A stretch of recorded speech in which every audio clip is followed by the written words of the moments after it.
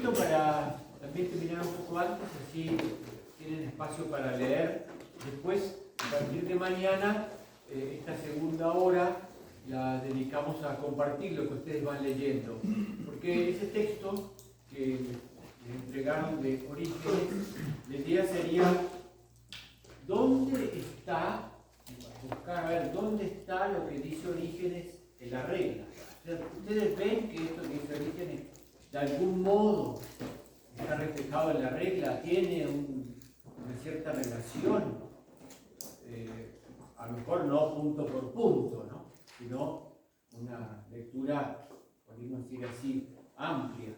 Pero varios de los temas van a ver que tienen una relación con Orígenes. Entonces, acá les puse, para el capítulo primero, los destinatarios de la regla son los cenobitas. San Benito escribe la regla para ellos. No escribe una regla para ermitaños y tampoco escribe para otras formas de monjes. Habla de los ermitaños, los considera, los tiene en buena estima, pero no da ninguna indicación más que una preparación que él propone en el cenobio, que es una manera de encarar el tema. No necesariamente ni siempre hay ermitaños que antes pasaron por la vida cenobítica. Sí, en nuestros monasterios, por ejemplo, ahora yo, en mi caso, estoy viviendo en la ermita y antes, muchos años, pasé en la vida comunitaria. Existe esa posibilidad. Yo creo que en la mayoría de nuestras comunidades, o en varias de nuestras comunidades, hay la posibilidad de pasar unos días en la ermita. En mi caso, yo ahora estoy viviendo en la ermita. Entonces, San Benito considera la posibilidad de que alguien que estuvo viviendo en comunidad pueda vivir también la vida eremítica. Mejor dicho, semi-eremítica en mi caso, porque no es tan ermitaña. Pero también considera que hayan ermitaños que directamente. No, San Benito no lo dice, pero sabemos de la historia, por la historia de algunos casos, que los hubo. El tema de la vida eremítica también merecería un tratamiento especial, ¿no? Porque es muy llamativo cómo ha ido moviéndose esto. Por ejemplo, el caso del mismo monasterio, fundación de una comunidad suiza, Einsiedeln, cuyo monje patrono fue ermitaño y lo mataron. Siendo ermitaño, unos ladrones fueron a robarle, él les entregó las cosas, no tenía ningún problema, pero igual después lo mataron, ¿no? Y en el lugar que él tenía la ermita, después surgió el monasterio de Einsiedeln. O sea, él no es el fundador, obviamente, pero es el patrón. Y este monje, que vivió como ermitaño, antes había pertenecido a una de las grandes comunidades de la Edad Media, Reichenau, que estaban en una isla, un monasterio muy grande, y había sido enviado a una posesión que tenía Reichenau en Suiza, donde había una escuela para niños. Entonces, en uno de los paseos, que después se hizo ermitaño, le gustó un lugar y se instaló ahí. Y al final lo mataron. ¿Es un martirio? No. Bueno, digamos, no es propiamente lo que hoy llamaríamos martirio, porque lo mataron los ladrones, pero sí, lo podríamos ubicar de alguien que dio testimonio de su vida con la sangre, manteniéndose firme, ¿no? San Mainrado se llama. Publicamos en Cuaderno hace poco la vida de esto. Entonces, bueno, destinatarios son los cenobitas. ¿Está claro esto?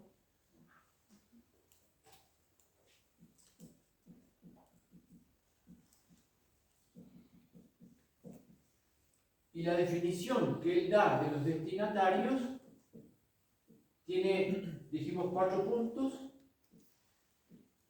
Vamos a llamarlo así: comunitarios, viven en comunidad; cenobitas, en un monasterio;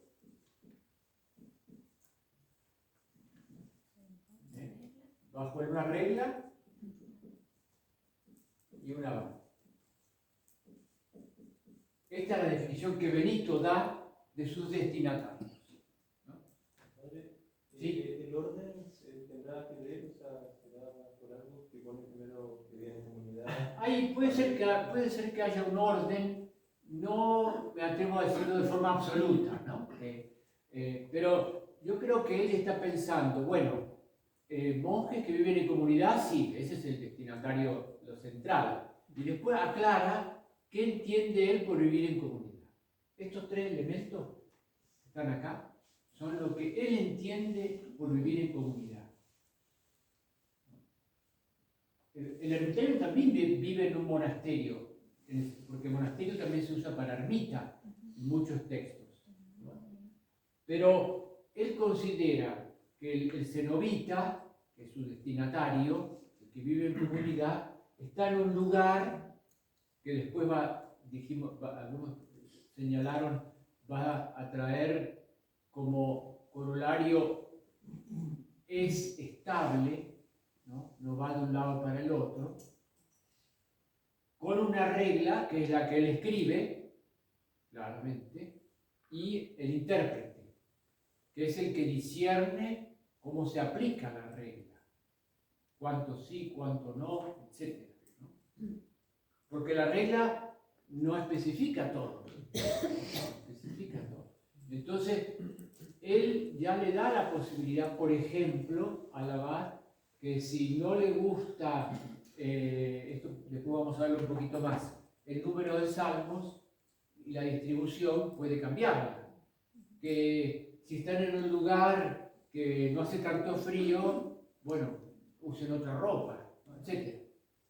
Entonces, pero este capítulo primero es importante para nosotros hoy porque nos aclara quiénes somos los que recibimos esta obra de Benito, ¿no? Somos los que vivimos en comunidad, por tanto, no es una regla para ermitaños, eso está claro, ¿no?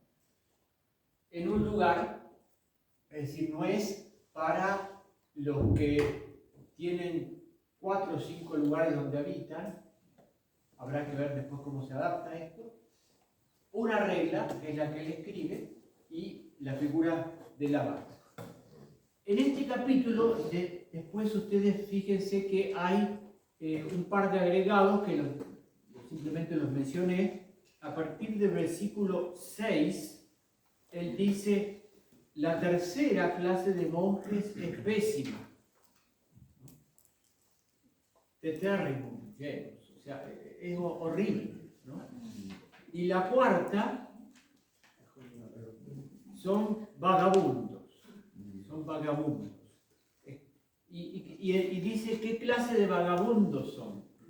Porque, versículo 11, ¿qué clase de vagabundos son? Esclavos de sus deseos y de los placeres de la gula, peores en todo que los arabaitas. Acá él toma la descripción del maestro, y el maestro dice que estos monjes lo único que hacen es ir de monasterio en monasterio para comer. Se dedican a comer. Comen y duermen. Bueno, algo que a nosotros nos gusta mucho, pero tratamos de hacerlo en nuestra propia comunidad. No vamos de monasterio. Salvo en los cursos, ¿no? Que por ahí sí aprovechamos y nos ponemos al día, dijo alguien, ¿no?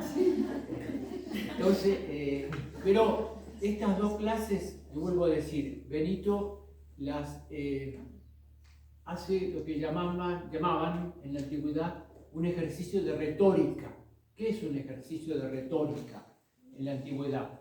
Yo quiero subrayar el valor de la virginidad consagrada. Lo encontramos en muchos textos. Entonces le doy palos al matrimonio, ¿no? Digo que el matrimonio tiene muchos problemas, que la señora, que los hijos, etc. O sea, subrayo el valor de una realidad poniendo otra por oposición. Acá, entonces, San Benito subraya el valor de la vida en comunidad por medio de dos formas que él caricaturiza, ¿no? Que las presenta como malas, como no convenientes, sarabaitas y giróvaros. Por eso hay que tener cuidado y no quedarse atado así estrictamente a lo que él dice. Vuelvo a decir, no es un capítulo histórico. Si yo quiero saber un poco más de qué se trata, tendré que recopilar más ampliamente las fuentes que San Benito utiliza, ver en el ámbito del monacato oriental otras formas, ¿no? Porque nosotros conocemos otras formas. Por ejemplo, en el monacato oriental están los monjes que vivieron en columnas, los monjes que se ataban con cadenas y comían hierbas, o sea, muchas formas que San Benito no aceptaría. Pero yo lo que pienso que hay que subrayar y tener claro es esto. Yo quiero escribir para cenobitas. Y digo que los cenobitas son los que son comunitarios, viven en comunidad, en un lugar, que llamamos monasterio, una geografía, una cultura, una sociedad, y bajo una regla y un abad. La regla es el documento que Benito escribe, y el abad es la persona que debe aplicar y discernir la regla. El capítulo 2, dentro de una coherencia que él va siguiendo, un orden, yo dije que Benito era romano, toca entonces a la figura del abad, porque él después va a hablar un poco más del monasterio, la regla es lo que está escribiendo, ahora toca el abad. Acá vamos a hacer una maldad, con el permiso de ustedes. Vamos a saltear este capítulo 2 que está moldeado sobre la regla del maestro. Vamos a poner acá. Después ustedes, si quieren, lean la regla del maestro y se van a dar cuenta cómo Benito adaptó este capítulo y le quitó aquellos elementos que él no ve como convenientes para la figura del abad. Pero hay que tomar acá enseguida, vamos a hacer así, pasarnos al capítulo 64, que dijimos es Benito por Benito. Vamos a ir a ese capítulo, me interesa verlo con ustedes, después volvemos un poquito al capítulo. Capítulo 64 es muy importante. Tiene dos partes este capítulo. Los versículos 1 al 6, versículos 1 al 6, este capítulo ya no tiene influencia de la regla del maestro, es de Benito, por eso ya pusimos Benito por Benito, ¿no? Entonces, una parte es lo que dice el título. Entre paréntesis, cuidado con los títulos. Los títulos muchas veces no responden al contenido. Se discute un poco este tema, posiblemente no sean de Benito. Y algunos títulos uno se va confiado y después se pega contra la pared, porque no es eso lo que encuentra. En este caso, responden al título los versículos 1 al 6, que sería la ordenación, la elección en nuestro lenguaje del abad. 1 al 6 es la elección del abad. ¿Cómo se elige el abad? Y aquí Benito hace una opción que no es la más frecuente ni la que aparece siempre en el monacato, que es una elección. La comunidad elige. La otra opción que encontramos, por ejemplo, Pacomio, el abad saliente o muriente designa su sucesor, que es el caso de la regla del maestro. La regla del maestro es un engendro total esa parte. El abad que estaba ya enfermo por morir, elige el sucesor, ¿no? Y lo terrible es que si el abad no se muere, el sucesor queda desechado y ya no puede entrar en competencia para una posible sucesión. Bueno, es un lío bárbaro. Entonces, la primera parte entonces es la elección de la abad. ¿Cómo se elige? Esto no nos interesa por el momento. Vamos al versículo 7. Este es el que llaman muchos el segundo directorio del abad, que es muy importante porque justamente especifica muy claramente cómo se realiza el discernimiento, cómo el abad lleva a la práctica la discretio. Discretio es una forma latina de traducir o de, podríamos decir así, definir la palabra que nosotros conocemos como discernimiento. Discernimiento proviene de diacrisis, del griego. Crisis, juicio por medio del cual. Crisis, día. ¿Sí? Juicio por medio del cual yo tomo una decisión. Entonces, versículo 7. El que ha sido ordenado abad, considere siempre la carga que tomó sobre sí.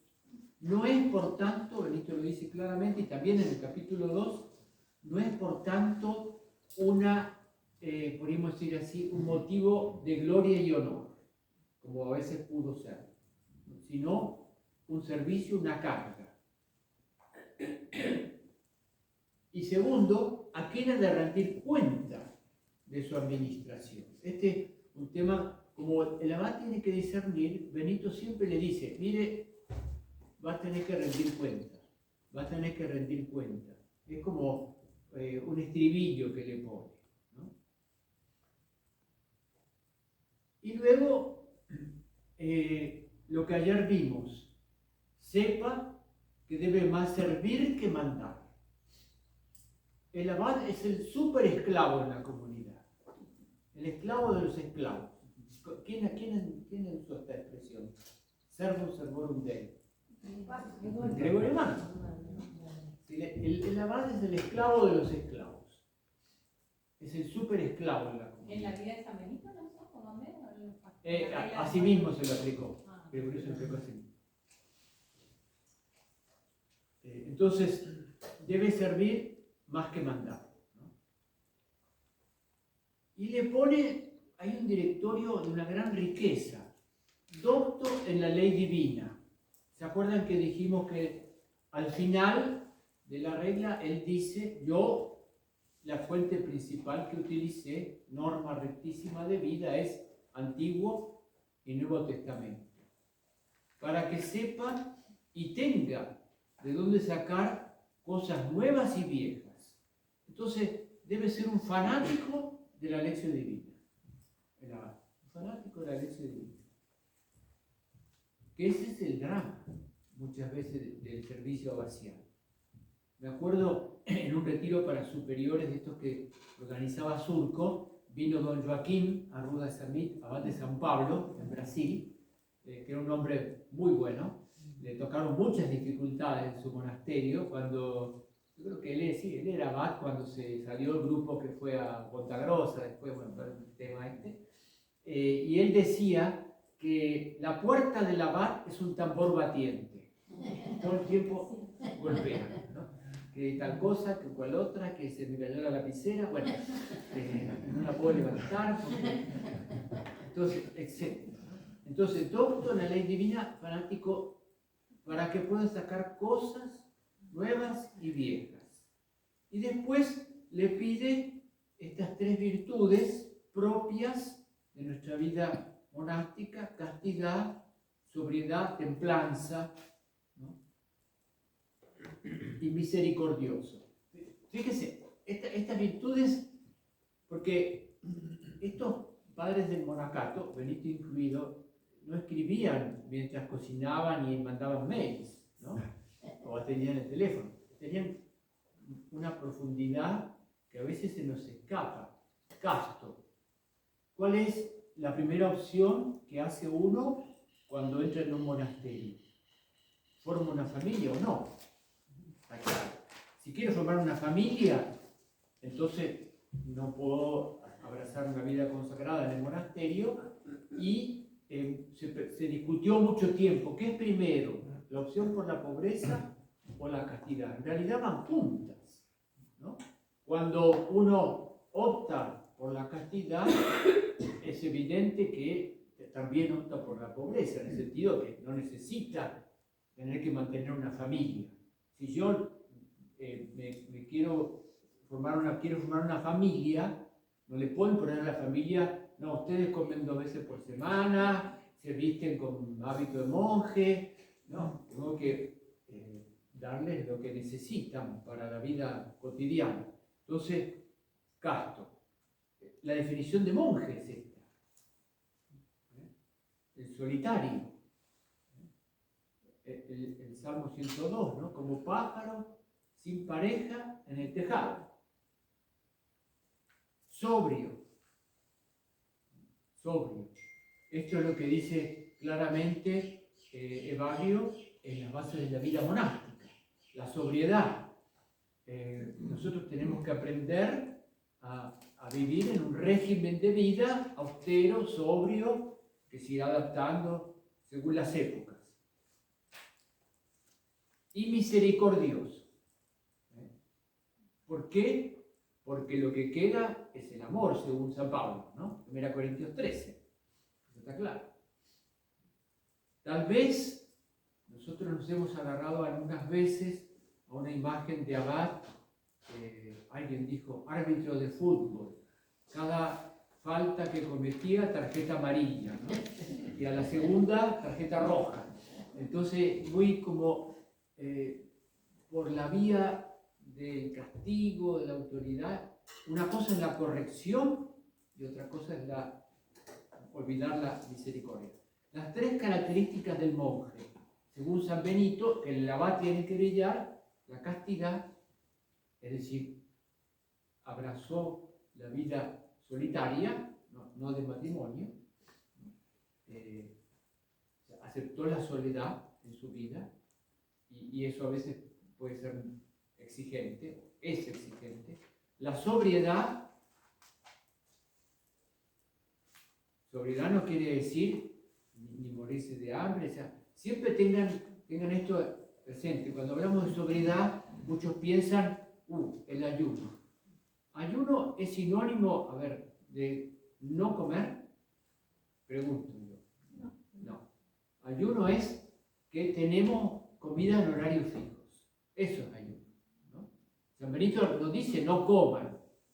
Dice, bueno, tenemos 2 comidas, tenemos una comida, corremos esa comida, etc. En el monacato, el ayuno es, normalmente en el primer monacato era comer, para que tengan claro, las 2 de la tarde.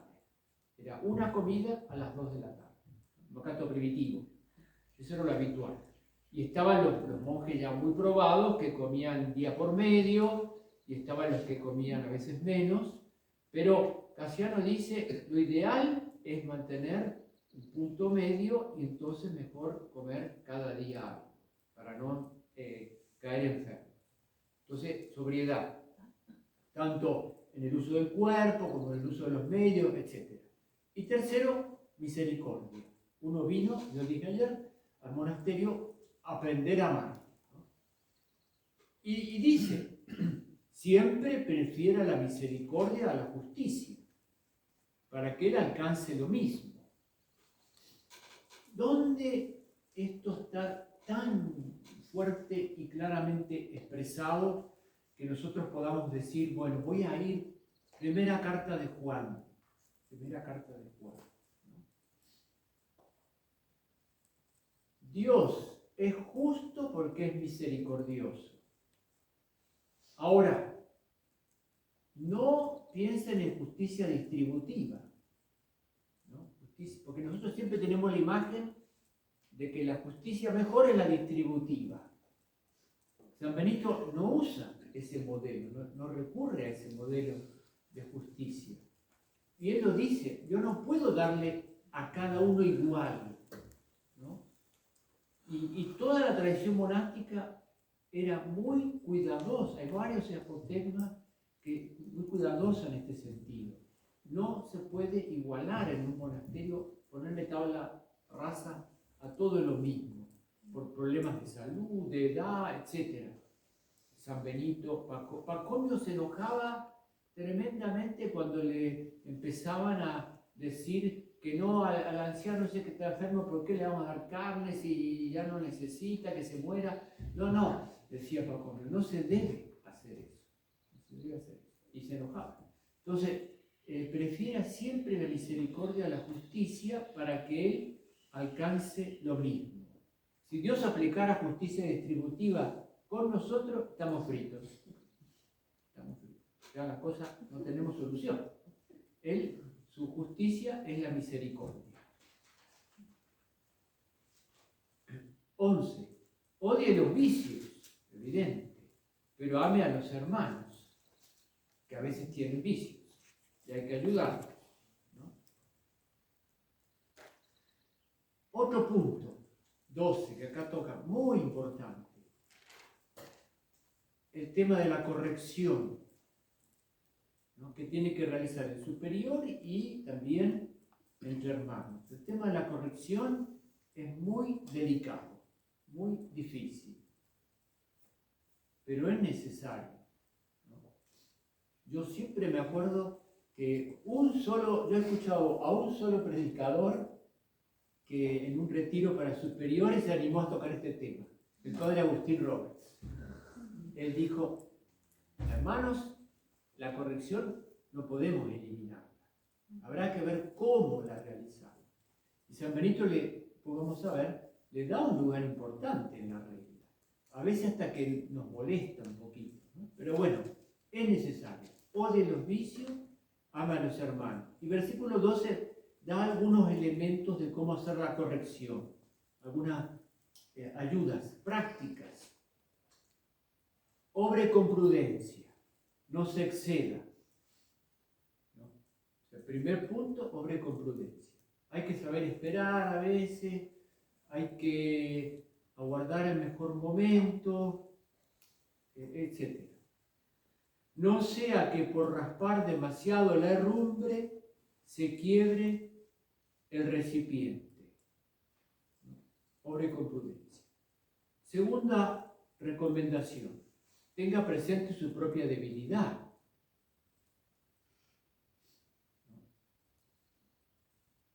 Había un hermano en mi comunidad que decía, Padre, nosotros los humildes, entonces hay que recordar primero la propia debilidad. Nosotros los humildes, o sea, yo porque soy humilde, no. Recuérdese la propia debilidad. Recuerde que no hay que quebrar la caña hendida. Es decir, la prudencia es recordar la debilidad. El punto de partida de mi prudencia debe ser recordar que yo soy débil. Y agrega inmediatamente, versículo 14, no decimos con esto que deje crecer los vicios, sino que los corte con prudencia y caridad, según que conviene a cada uno.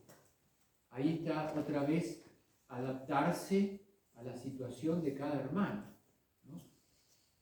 Hay algunos que responden enseguida a algo que uno les dice y tratan de mejorar, ¿no? Y a otros que no, que cuesta, ¿no? Y que uno le gustaría volver a la regla, dar unos cuantos palos. Y así lo arreglamos, ¿no? Pero bueno, no se puede ahora, así que no lo hagan. Entonces, pero San Benito tiene claro que hay que adaptarse, ¿no? Y la adaptación es siempre desde la misericordia, con prudencia, que yo no soy mejor, pero tengo un servicio, una carga, un mandato evangélico, porque es un mandato evangélico, vamos a ver, que él tiene que hacer ver algo a otro.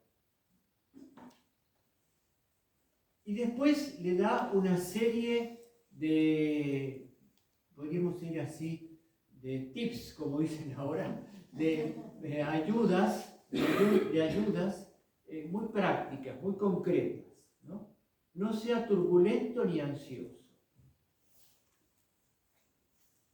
Trate entonces de no ser como, a mí se me asociaba una imagen caricaturesca, como el demonio de Tanzania, ¿no? Que está todo el tiempo girando y al final se torna insoportable, ¿no? Vieron que era un bicho que andaba por todos lados. Es decir, un superior que está todo el tiempo metido en todo, no ayuda. Ni turbulento ni ansioso. No sea exagerado ni obstinado. Exagerado ni obstinado. Podríamos decir, no lleve las cosas al límite, ¿no? A veces nosotros, para solucionar algún problema, extralimitamos. No sea celoso ni demasiado suspicaz. Este es un tema muy valioso para mí, importante.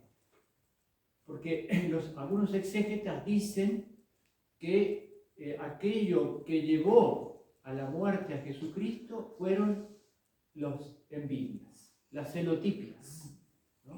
Celos porque él atraía a mucha gente, porque él les sacaba público, ¿no? Porque él les impedía que hicieran determinadas obras y determinadas prácticas que dejaban dinero, ¿no? al establecimiento del clero, etc.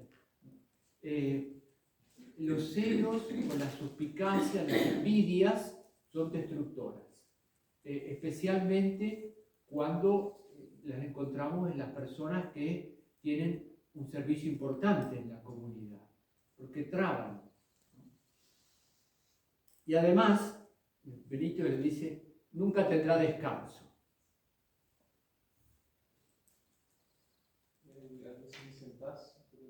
¿Cómo? ¿No dice nunca tendrá paz también? Sí, hay distintas, nunca recuesce, puede ser descanso, puede ser recuesco, puede ser distintas traducciones, ¿no? Paz, descanso, quietud, ¿no? Es decir, acá hay una serie de disposiciones que el Benito le da en este segundo directorio al abad para que realice su servicio con tranquilidad. Así que no esté creyendo que si él no actúa, se derrumba, ¿no? ¿Por qué dice esto? Porque Benito tiene claro algo que yo he escuchado de algunos monjes: el monasterio es obra de Dios. El monasterio es obra de Dios. Esto lo repetía en todas las visitas regulares el padre Eduardo Lagos, el abad Eduardo Lagos de las Condes. Cuando iba visitador, siempre decía, el monasterio es obra de Dios. Así que nosotros a veces podemos equivocarnos, pero la obra de Dios es de Dios. Así que Él va a ir llevando. Versículo 17, sea propio y considerado en todas sus disposiciones. Un poquito entonces el abad debe anticiparse, sea propio y considerado en todas sus disposiciones. Y ya sea que se trate, agrega, de cosas de Dios o cosas del mundo, acá aparece, discierna y modere el trabajo que encomienda. Es decir, vea qué nivel de trabajo puede pedir, ¿no? A veces es necesario, dice Benito, un trabajo más exigente, más difícil, pero otras veces no es necesario, ¿no? Entonces, sea propio y considerado en todas sus disposiciones. Versículo 17. En todos sus mandatos, imperis, sea propio y considerado. Es una traducción literal. Muchas veces las traducciones literales son buenas. Actualmente se considera que es mejor no modificar palabras que existen en latín y tienen su sinónimo en castellano. El gran problema es que hoy ya no hablamos más castellano, hablamos una especie de castellano japonés. Entonces cuando uno dice impróvido, lo miran como diciendo, ¿qué habrá dicho con esto? Nos salimos del... Pero próvido y considerado, ¿sí? Es como que el abad en algunas tiene que anticiparse a ver si yo puedo pedir tal o cual cosa y a quién se lo debo pedir, ¿no? Y si yo veo que voy a ir a pedirle a alguien que me va a poner cara de pocos amigos, tal vez no conviene, salvo que sea absolutamente necesario. Y pone un ejemplo bíblico. Esto también es el otro punto que yo les decía, como Benito permanentemente está con Biblia en mano. Entonces, ¿cómo es esto de probo y de considerar? Discierne, modere el trabajo. Recordando discernimiento, otra vez discreción, acá, la discreción del santo Jacob, patriarca, que decía, si fatigo mis rebaños, haciéndolos andar demasiado, morirán todos en un día. ¿No? Y hay que ver hasta dónde yo puedo pedir determinados trabajos, pedir determinadas exigencias. Tomando este y otros ejemplos de discreción, fíjense cómo acá aparece lo que yo les decía, ¿no? La discreción, el discernimiento. Como la tarea del abad es esa, discreción, discernimiento, permanente, tomando este y otros testimonios. Esta palabra, testimonia, en latín, es clave en el monacato primitivo. Cuando ellos tienen que explicar algo, transmitir una enseñanza, ¿se acuerdan que yo les dije un poco Torah, la instrucción, recurren a los testimonios, que también es un formato que recibe la iglesia del judaísmo, ¿no? Así enseñaban y enseñan los rabinos. Los testimonios son los textos de la escritura que me enseñan, que me ayudan a comprender y ver cómo yo tengo que actuar. Entonces, ¿cómo tengo que actuar? Este texto es muy bueno como abad, como superior, o también haciendo un servicio, que no se me muera el rebaño. No sé, que llegue, yo soy muy buen abad, acá yo diría, ahora estoy igual, pero no llegue el momento y yo puedo decir, sí, yo fui muy buen abad, pero me queda una sola oveja. Y no está muy bien. Se me murieron todas. No es eso, ¿no? ¿Se acuerdan que, bueno, no sé cuánto de verdad hay, ¿no? Ustedes sabrán más, que decían que Rancé a veces llevaba un poco la cosa al extremo, se llevaba el monje al coro a que estuviera muriendo, ¿no? Yo creo que tal vez también fueron en etapas, ¿no? En la vida de todos abad, al principio estamos muy entusiasmados, ¿no? Después nos vamos aplacando. Entonces, lo que es importante acá, me parece, es este ejemplo y cómo lo pensamos, porque la regla tampoco es que hay que leerla toda salpicada. ¿Qué dije yo sobre el capítulo 27? El pastor. Si es pastor, no tiene que dejar la oveja perdida y tampoco tiene que dejar que se le muera el rebaño. Por tanto, para ser pastor hay que tener olor a oveja. Hay que estar un poco trabajando con el rebaño. Hay que estar caminando con el rebaño. Eso es lo que él le propone, ¿no? Sobre todo, y ahí termina el versículo 20, guarde íntegramente la presente regla. Es decir, yo les dije en la definición, el abad es el intérprete de la regla, el que discierne la aplicación de la regla. Entonces, no puede pasar por encima de la regla.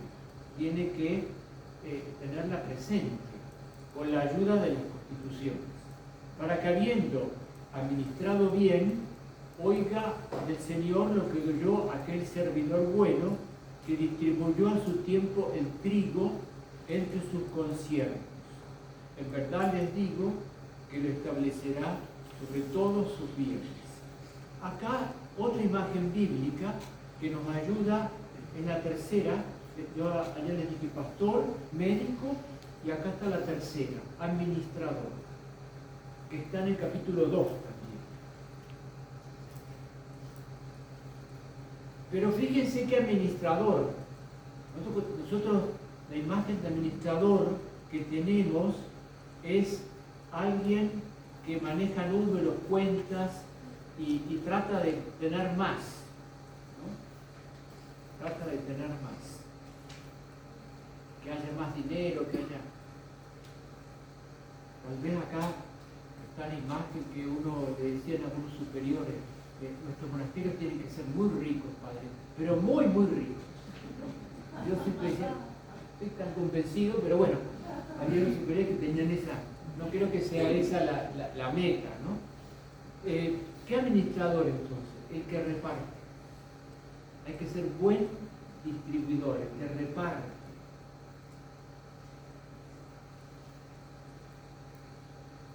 El que reparte bien, no para quedarse con más, sino para que todos reciban el trigo a su tiempo, ¿no? A su tiempo. Las parábolas, fíjese, una parábola evangélica. La parábola evangélica del pastor y del administrador. Entonces vamos, fíjese, San Benito compone una imagen del abad que tiene varios aspectos, ¿no? Que hay que tenerlo presente. Es el que discierne, dijimos, es el médico,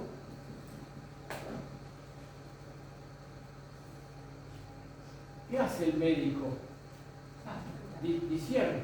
No, primero discierne. Si yo voy al médico, ¿no? Nosotros, uno de los padres de nuestra comunidad, Padre Pedro, era médico. Y él contaba que en la Facultad de Medicina, en Buenos Aires, tuvieron a unos profesores que habían ido como voluntarios médicos a la Segunda Guerra Mundial y que habían operado y visto unas cosas. Eran muy buenos profesores, habían visto de todo. Médicos que operaban con una cucharita de café, sin anestesia, unas cosas espantosas porque llegaban ahí. Entonces ellos tenían una visión muy amplia de la medicina y tomaban los grados superiores. Entonces acompañaban a los médicos nuevos en la visita del hospital. Iban al cuarto, les hacían ver lo que estaba escrito, cómo estaba, y después les decían, bueno, den un diagnóstico, decían. Y todos se largaban y tienen la cosa y tienen la otra. Entonces el médico escuchaba y al final decía, la petulancia que da la ignorancia. Pues todos daban diagnóstico y muchas veces sin un fundamento como para llegar al diagnóstico, ¿no? La petulancia. Entonces, discierne es también función del médico. El médico tiene que saber antes de dar un tratamiento. Primero viene el diagnóstico, después la enfermedad y después el tratamiento. ¿Quién usa este método, pero así, tal cual, en una obra? Uno de los preferidos de Benito. Casiano, en las instituciones. En la segunda parte, libros 5 al 12, él dice, vamos a ver los vicios, enfermedades. Primero vamos a hacer el diagnóstico y después vamos a hacer el tratamiento. Vamos a observar la enfermedad, vamos a ver el diagnóstico, qué tipo de enfermedad es, y después le aplicamos el tratamiento. Esa es la tarea. Después, pastor. Es decir, el que anda con las ovejas. Agarró la oveja, anda con las ovejas. Está viviendo con los monjes, los conoce a través del tiempo, sabe muchas veces para dónde van los tiros, entonces se cuida, va teniendo un conocimiento de la comunidad. Y dijimos, ahora administrador.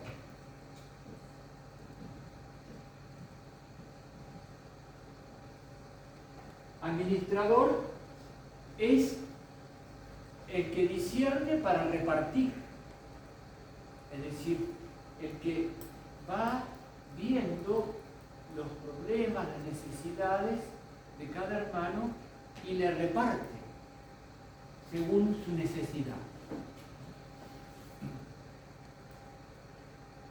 Voy a poner un ejemplo. Me tocó en un momento dado, para bien o para mal, cosas que yo pasé, yo fui superior de 3 comunidades al mismo tiempo, la mía y 2 más. Entonces me tocó ir a una de esas comunidades, la Fundación Nuestra en Paraguay. Eran pocos y estaban agobiados y agotados. Entonces yo les propuse, miren, vamos a ir gradualmente, cada bosque se va de 6 meses a un año a otra parte y ve el bosque desde afuera. Y salvamos la comunidad, se salvó. Es decir, algunos fueron a otro monasterio, otros vinieron a nuestro monasterio, otros fueron a ver a algún pariente y estuvieron en un monasterio en otra parte, etc. Administrar con discernimiento quiere decir muchas veces repartir un tratamiento médico conveniente, que no es habitual, no es que todo el tiempo yo voy a decir, porque eso sería terrible, ¿no? Ustedes vayan para acá y para allá, porque primero van a estar encantados, pero después no, porque después se complica el regreso, ¿no? Es muy linda la primera vez, alguna vez como tratamiento excepcional. Entonces, el administrador tiene que, dice acá, repartir la medida de trigo a los consiervos, ¿no? Son consiervos de él, porque él que dijo al principio que es el abad. Al principio se acuerdan de esta esclavo de los esclavos. Sepa que debe más servir que mandar. Y ahí había dicho 7, versículo 7, ha de rendir cuenta de su administración. Si repartió mal, va a rendir cuenta.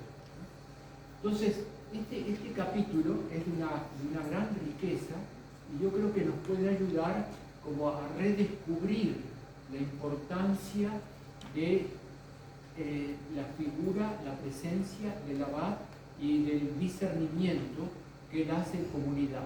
Y cómo nosotros podemos colaborar, ¿no? ¿Cómo podemos colaborar? Algo que preguntaban, ¿no? ¿Cómo podemos colaborar? Veamos eso. Ayudando al discernimiento. Yo veo esto, diciendo la verdad de lo que uno ve. A lo mejor estoy equivocado, pero veo esto.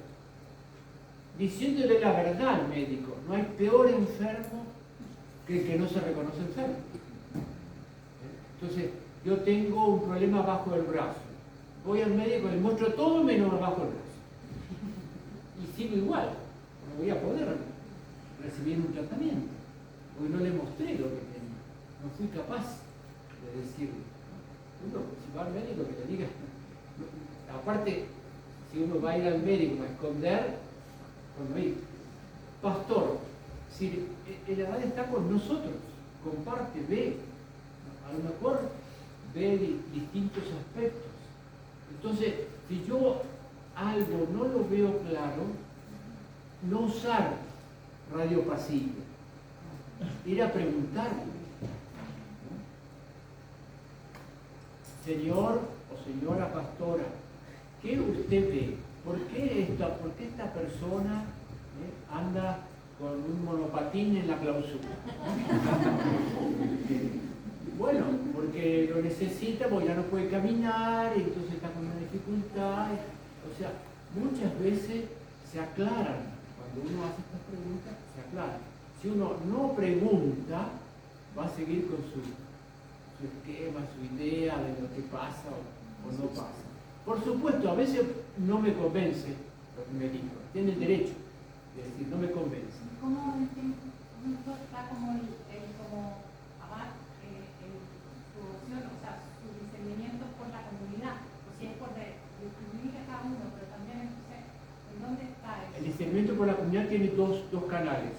El capítulo 3, reunimos el capítulo o el consejo, está establecido ya, o individual.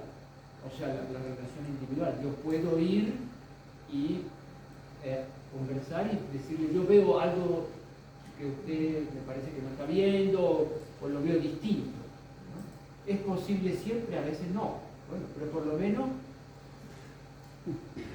muchas veces el abad, bueno, me pasa a mí ahora, me va a decir, no, yo a esto no lo veo. Bueno, o sea, está dentro de las posibilidades, tiene que ser así, ¿no? Pero yo colaboro de alguna manera con el discernimiento. Entonces son los dos canales que tenemos. También puede haber una forma que es semejante a la convocación de un capítulo, que son los diálogos comunitarios. ¿No? Diálogos comunitarios. En ocasiones puede utilizarse algún recurso contemporáneo, que es, por ejemplo, terapia de grupo. No es lo habitual, hay que tener cuidado cómo se utiliza, tienen que ser personas que estén acostumbradas a hacerlo, con religiosos. Nosotros lo adoptamos por pedido de la comunidad, en una comunidad de nuestra congregación, en una ocasión, la comunidad lo pidió, fue un psicólogo que se dedicaba a eso, que tenía experiencia, normalmente son 2 o 3 días, compartió, después me tocó a mí hablar con él, me dijo que había sido muy buena la experiencia, que habían llegado a la etapa difícil, que es cuando cada uno habla con el otro, personal, en la terapia, ¿no? Y entonces yo le dije si podíamos seguir, si había una segunda, me dijo, no, porque en la etapa final, lamentablemente, cuando cada uno hablaba con el otro, le decía, yo te comprendo, acepto, pero no te perdono. Esto es muy lindo, pero hasta ahí llegamos. Cosas que pasan, ¿no? Pasan en la comunidad. Si yo acepto que lo que usted me dice, estoy de acuerdo, lo llego a entender, pero no lo perdono. Bueno, ahí se frenó. Es decir, hay distintos canales, ¿no? Para en eso que decíamos discernimiento. Y finalmente, como administrador, ¿no? Como administrador, está también este trabajo que es personal y comunitario, donde hay que ver cómo se reparten trabajos, servicios, elementos que cada uno pueda tener a su disposición, etc., ¿no? Esto que llamamos el trigo. El trigo es, sobre todo, lo esencial, el pan nuestro de cada día, digamos así,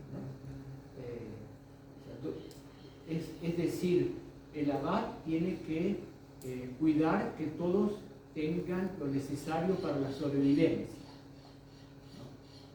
Por lo menos sobrevivir en la comunidad. Ya es mucho sobrevivir, ¿no? Pero hay que tenerlo, el abad tiene que tener ese cuidado.